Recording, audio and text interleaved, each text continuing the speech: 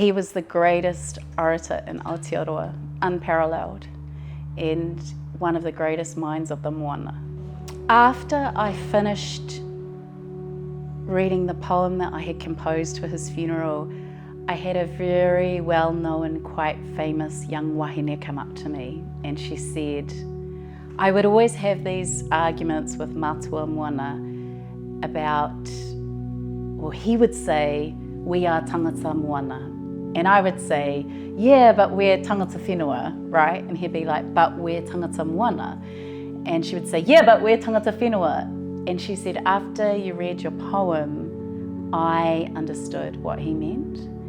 Unfortunately, a lot of Pacific peoples and being migrants to this country are taught to be in competition with other migrant groups and Indigenous peoples, Māori included, which is extremely problematic and doesn't help anyone. He saw the disconnection between Māori and Pacific as being consciously a tool of colonisation, whereby we weren't able to identify with each other in powerful ways. It was divide and conquer.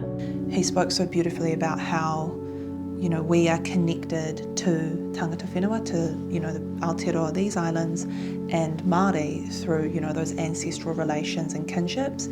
And he was very strong about, you know, we should never forget those ancestral ties that bind us. He brings so many gifts, and one of them is the gift of decolonisation. Even though I never met him in person, you know, watching him speak on video and just reading his words showed me a completely different way to approach the law through a politics of like love and, you know, humanity and being compassionate and empathetic and actually caring about people. It's really interesting because I've never met Moana personally. I never got the chance to while he was still with us.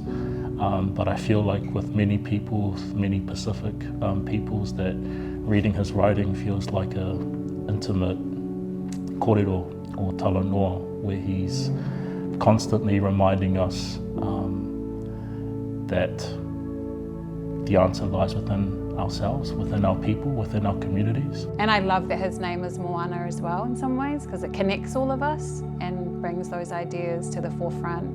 We're more than what we've been told we are.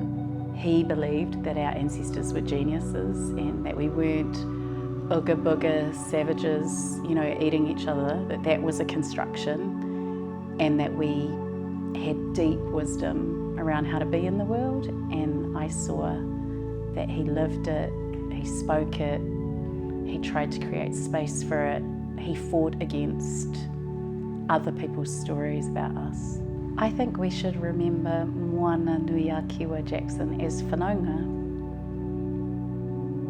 as a great intellectual giant who is also a cousin, and that to be really clear that he was inclusive of us in the way that E Peli Ho'ofa saw that the ocean didn't separate us, it connected us.